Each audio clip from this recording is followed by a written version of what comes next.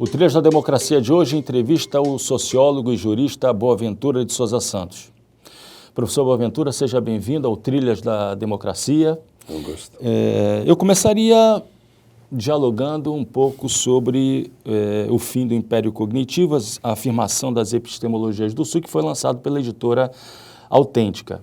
Logo no prefácio, né, o senhor afirma a necessidade da formulação de uma 12ª tese, fazendo referência à famosa 11ª tese de Marx sobre contra Feuerbach, de que os filósofos se limitaram a interpretar o mundo, trata-se de transformá-lo. E o senhor afirma que essa 12ª tese exige a necessidade de reinterpretar o mundo a fim de transformá-lo. E daí lança a ideia de que a base dessa reinterpretação se fundamenta numa ruptura epistemológica com a afirmação de um sul epistemológico que reúne uma série de saberes, conhecimentos que são produzidos nas lutas sociais contra o capitalismo, o patriarcado e o colonialismo.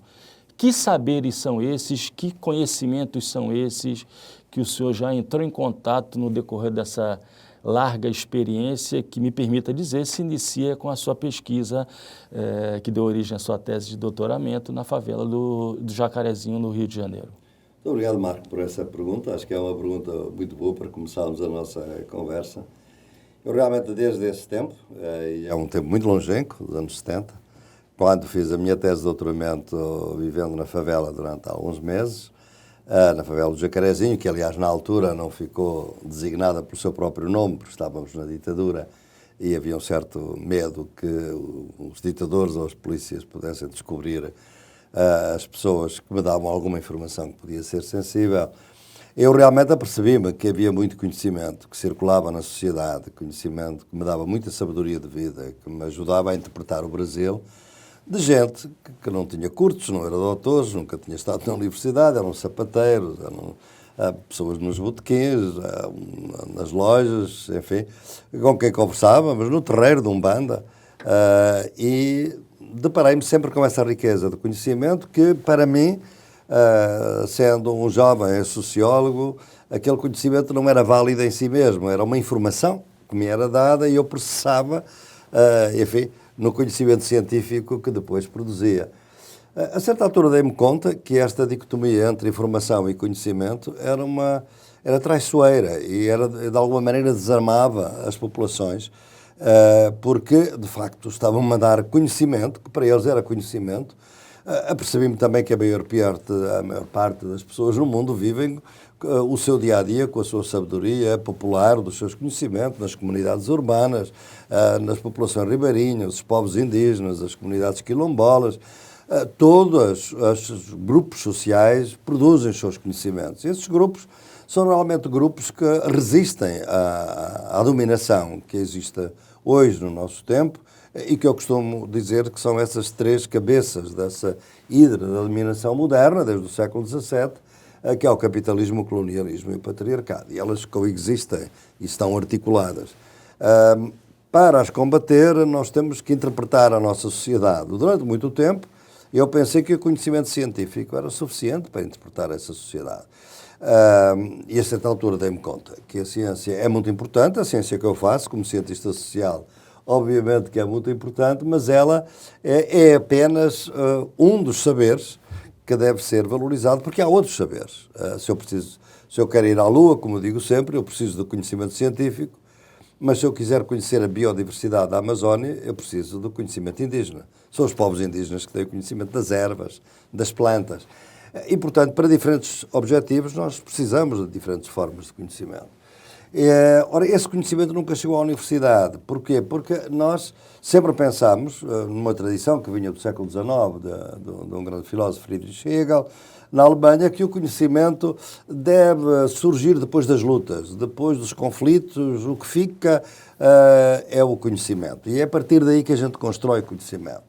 Bem, qual é a armadilha disto? É muito clara, qualquer telespectador entende que quando termina uma luta, quem prevalece é quem venceu. não é? E, portanto, é normalmente a perspectiva do vencedor que fica para a história. A história dos vencedores, né? É só a hora dos vencedores. E nós na universidade, mas até o pensamento crítico, de alguma maneira é por isso que eu interpelei o Marx com a sua tese 11, de alguma maneira mesmo o próprio pensamento marxista também teve essa ideia de um conhecimento superior que se impõe e que, aliás, é o único, válido e rigoroso.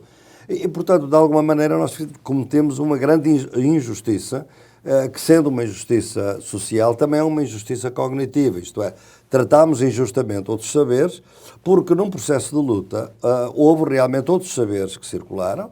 E, Boaventura, quando é que entram em cena essas experiências que te marcaram diretamente, que estão presentes no livro, que se referem ao Equador, à Bolívia, a ideia do bem viver, né, a ideia da Pachamama, né, e que acabaram gerando um processo riquíssimo em termos constitucionais, mas que você mesmo diz que te causou uma certa frustração. Claro, Né? sem dúvida. Aliás, não há nenhum conhecimento perfeito, os conhecimentos são todos imperfeitos.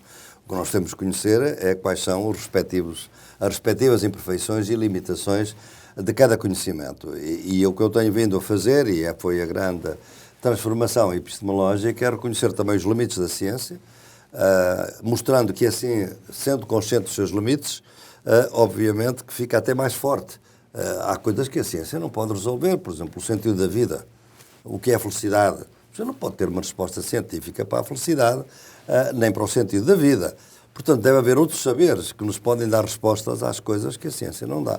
Portanto, a pouco e pouco eu fui-me dando conta. Como é que me dei conta? Obviamente não lendo livros, foi através da minha intervenção social, que começou a ser bastante grande, sobretudo depois da Revolução Portuguesa. Nós tivemos uma revolução em Portugal, a Revolução do 25 de Abril de 1974, que nos restituiu a liberdade e a democracia, depois de 48 anos de uma ditadura civil.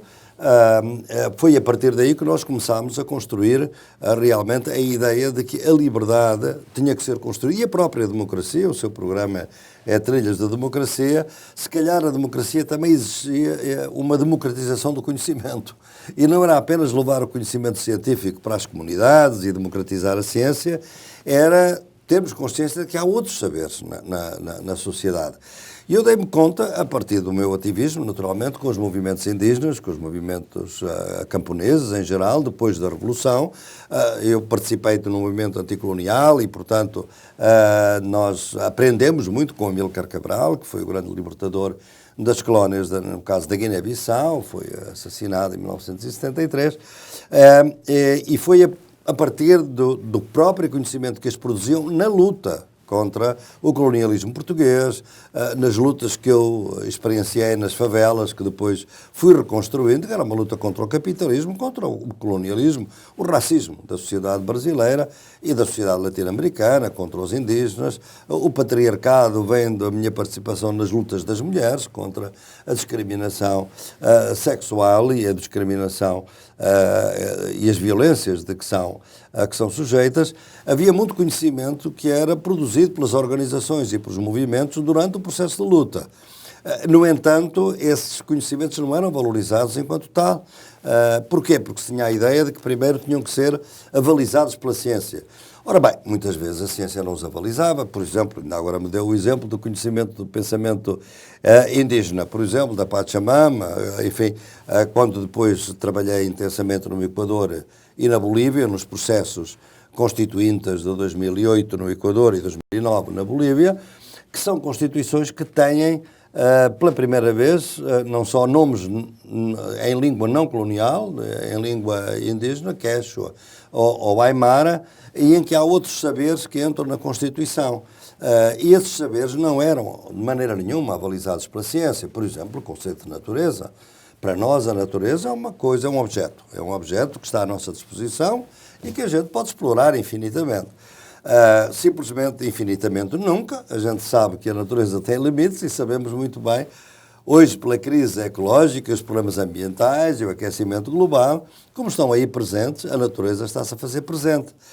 Ora bem, naquele momento, os povos indígenas tinham uma visibilidade maior e uma visibilidade maior das suas perspectivas. E as suas concepções de natureza não têm nada a ver com estas. A natureza, para eles, não é um objeto, é um ser vivo. Além do mais, um ser sagrado. Os rios são sagrados, os nevados, as montanhas são sagradas, as matas, as florestas, as águas, e realmente são um ser vivo a que nós pertencemos.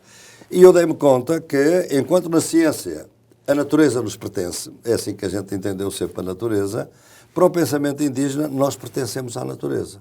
Boaventura, o primeiro livro que eu li seu foi a Introdução à Ciência Pós-Moderna, isso nos anos 90. Exato. Ali você já tinha essa intuição da necessidade de uma epistemologia do Sul, ou esse processo Vinha-se a construir. foi marcado? Vinha-se a construir até, aliás, desde a minha experiência no Jacarezinho, mas ainda fazia muito a ideia de que eu queria uma ciência popular, uma ciência renovada, mas era um conhecimento único e científico. Eu comecei a pensar que, se calhar, o que era preciso era aquilo que eu chamo hoje uma ecologia de saberes.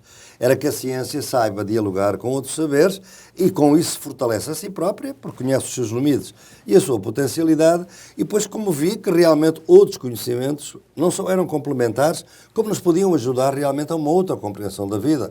Por exemplo, este conceito da natureza, obviamente que nos ajuda hoje a lutar contra a destruição do planeta, porque realmente é esse conceito da Terra-mãe que nós temos que proteger, defender, porque é a nossa vida, é o nosso sangue, é a nossa própria existência que está em causa. E esse conhecimento tem vindo a fazer o seu curso e, portanto, eu cheguei à conclusão de que o que nos faltava, que povos que foram vencidos na história pelo colonialismo, os povos indígenas, mas que sobreviveram, e sobreviveram com os seus conhecimentos até hoje, eles não são uma relíquia do passado, não são uma ruína do passado, eles estão-nos a orientar para o futuro. É esta concepção de Pachamama, de Terra-mãe, de Buen Vivir, é uma outra concepção que nós precisamos urgentemente, porque não há um planeta B. E, portanto, nós, se destruirmos este planeta B, bem, não sabemos, não há outro planeta B, é planeta que ficamos sem viver. Nós sabemos que se todas as pessoas da China, por exemplo, tivessem o mesmo padrão de consumo dos Estados Unidos, nós precisávamos pelo menos de 3 planetas, e só temos um.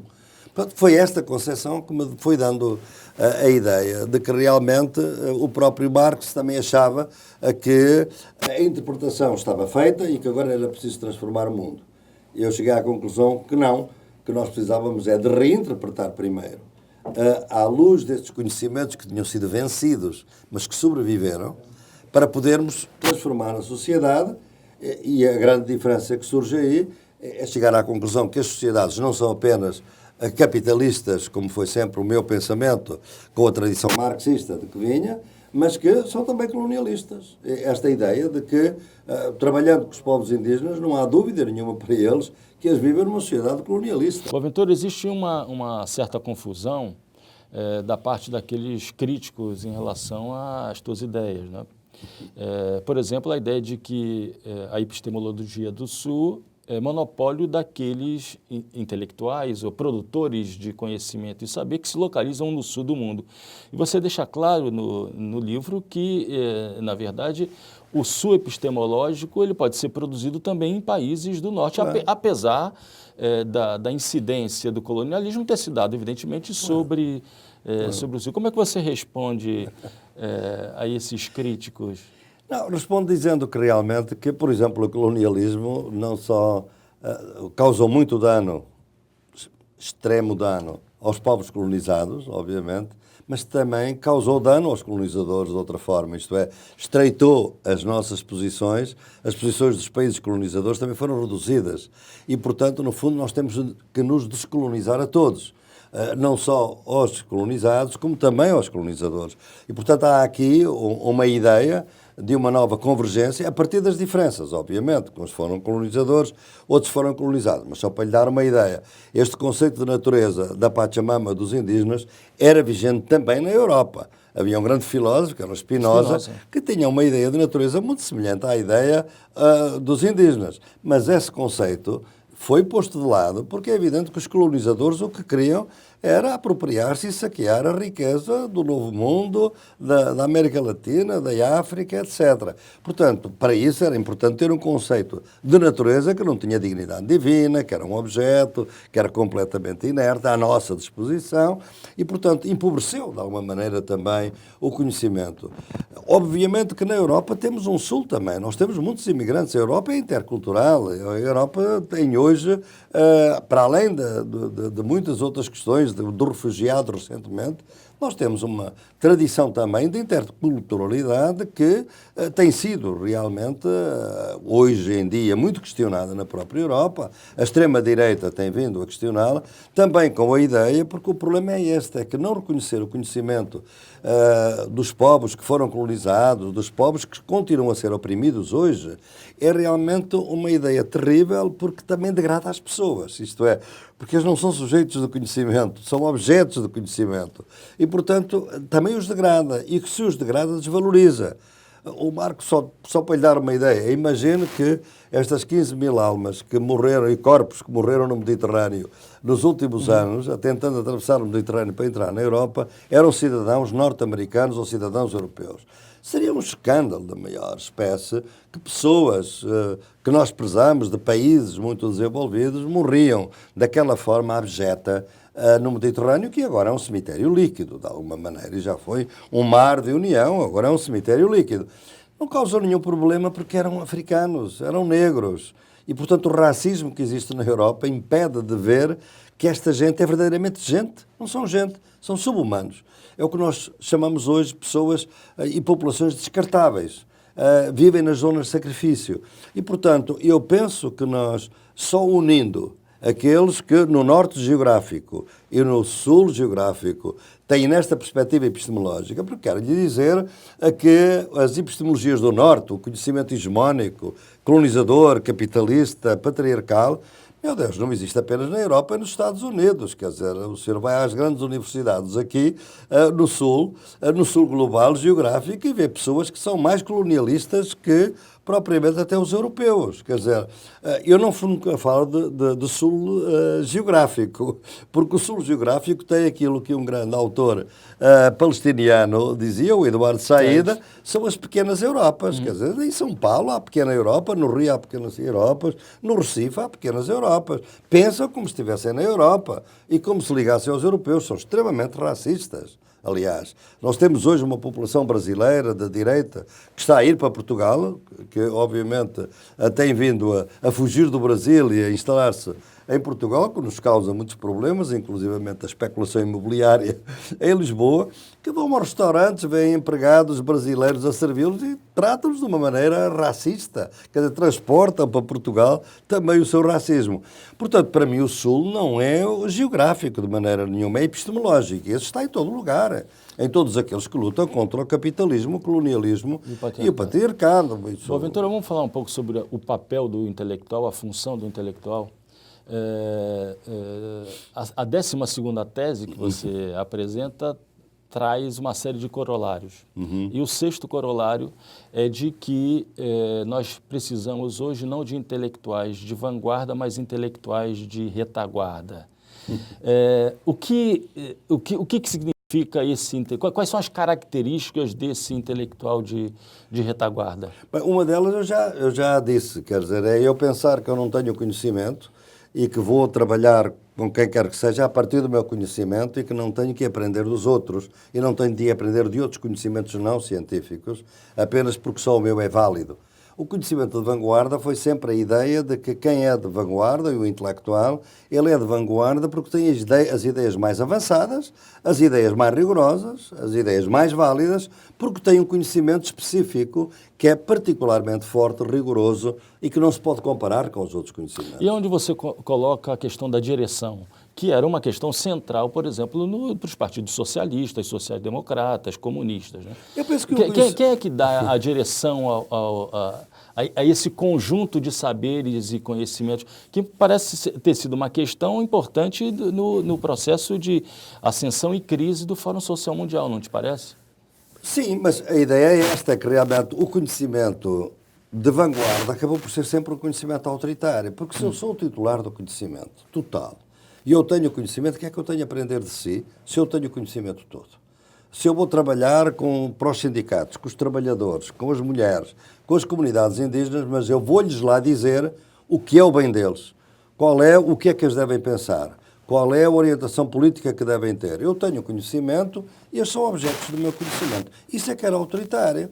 E por isso nós tivemos realmente muito autoritarismo na esquerda ao longo do tempo. Esta ideia do comando central, que acabou por ser umas doenças, enfim, do próprio comunismo, estavam ancorados também num pensamento centralizado, autoritário e único, de alguma maneira, não é? Hoje não, quer dizer, a ideia é exatamente esta, de que nós temos que colaborar, digamos assim, tanto quanto possível horizontalmente, e nunca será horizontalmente durante as próximas décadas, digamos assim, mas cada vez mais estarmos capazes de aprender uns dos outros. Como é que a gente aprende? Não pode ir na frente deles a olhar com o nosso conhecimento e eles que nos sigam. Então eu tenho que ir, mas é na retaguarda, de onde eu vejo os conhecimentos, de onde vejo as limitações dos meus e a limitação também daqueles outros conhecimentos. E eu, a partir de ir com a retaguarda, com os movimentos, com as organizações, eu posso ir impulsionando um pouco as lutas sociais, criando essa convergência entre os diferentes conhecimentos. Onde é que eu vi isso? Eu vi isso na minha prática. Eu, por exemplo, tenho sido bastante ativo no movimento contra os agrotóxicos no Brasil. É um bom exemplo de que, onde há uma colaboração de saberes, de conhecimentos. Aquilo que eu chamo de ecologia de saberes.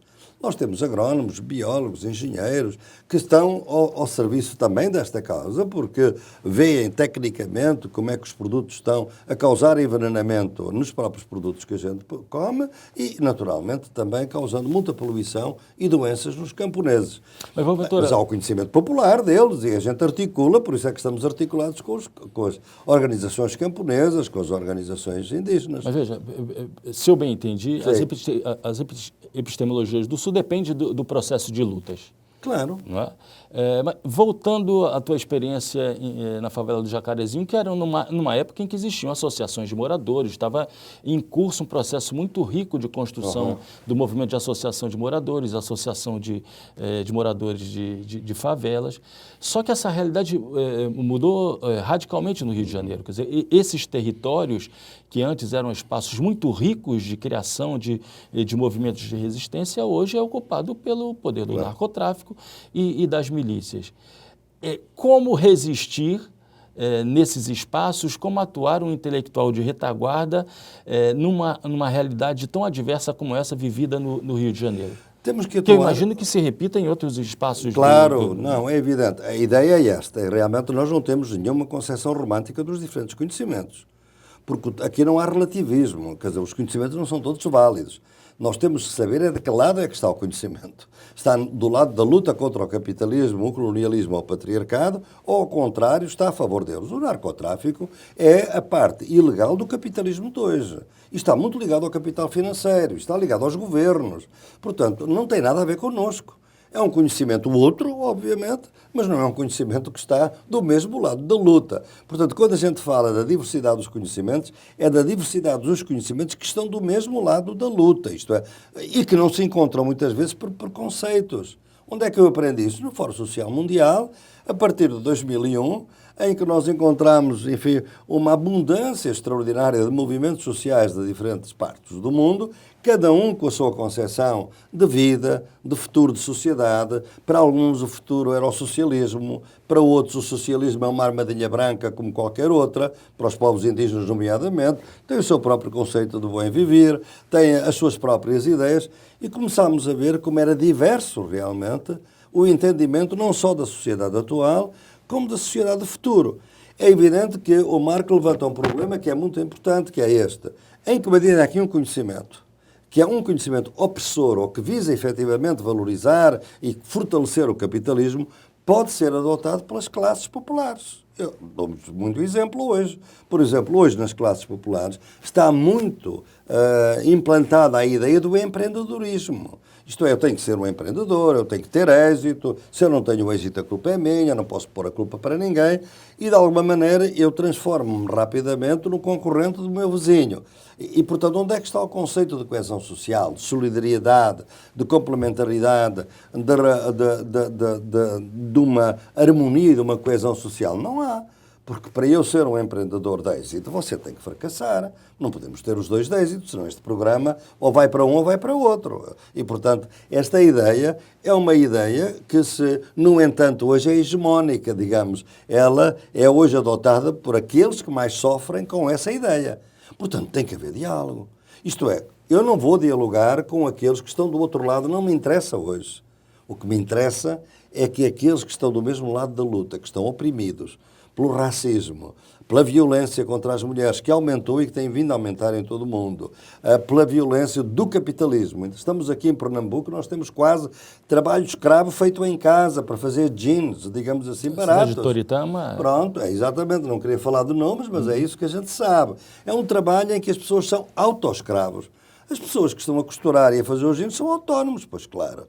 Mas aquilo é autonomia para quê? Para escravizar o corpo, para trabalhar 100 horas extraordinárias, para trabalhar de dia e de noite e a família toda. Trabalho infantil disfarçado, daqueles miúdos que vão ajudando. Boaventura, uma última pergunta para a gente fechar esse bloco. Quem é que no norte geográfico contribui hoje para a construção da ultrapassagem da linha abissal e da sociologia da temos que fazer a distinção.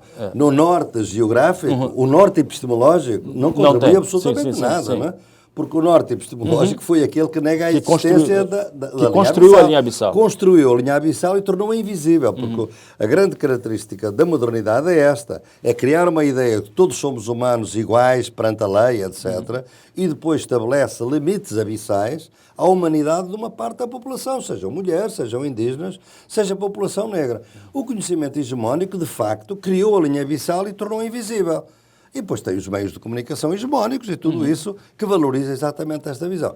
Aí não tenho nada. Agora, obviamente que no norte geográfico há pessoas... Eu nem sei se estou no norte nem no sul. Aliás, muitas vezes pensam que eu sou um brasileiro, quase que fui adotado pelo Brasil em muitas circunstâncias. Como sabe, não é... Há um sul na Europa. Portugal foi vítima de racismo dentro da Europa. O senhor tem que ver que no século XVIII se dizia a respeito dos portugueses, os alemães, os frades alemães que visitavam Portugal e que faziam os seus relatórios sobre a existência em Portugal e na Espanha, dizia que os portugueses, espanhóis, eram indolentes, eram pouco higiênicos, eram lascivos, só pensavam em sexo, por causa de muito calor. Veja, era exatamente isto que os portugueses estavam a dizer dos africanos, das populações nativas e das populações indígenas. Portanto, houve aqui sempre esta ideia, ainda hoje, que dura até hoje.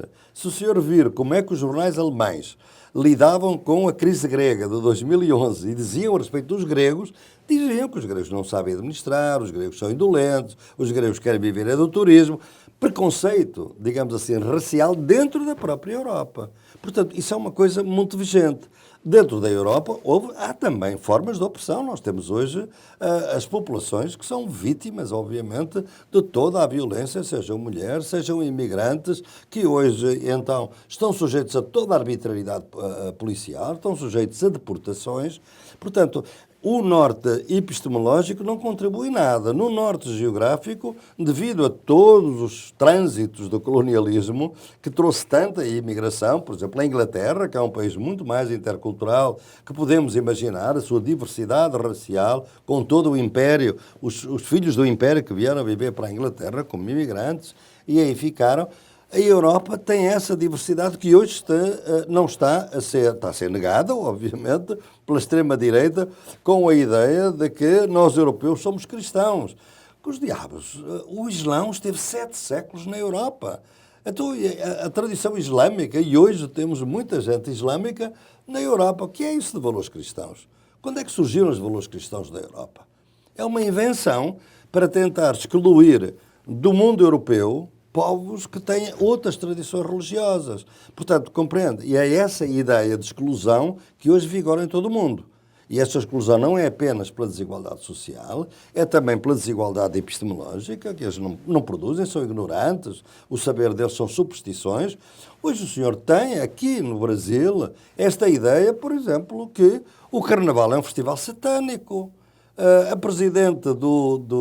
nova presidente da Bolívia, Yáñez, cujo partido teve 4% do voto popular e é hoje presidente do governo de transição na Bolívia, que diz que a Pachamama é um paganismo satânico. Quer dizer, esta ideia de bom viver, que o senhor ainda agora estava a apreciar tanto que os indígenas têm, para evangélicos fundamentalistas. Podem ser evangélicos, podem ser cristãos, podem ser católicos, podem ser...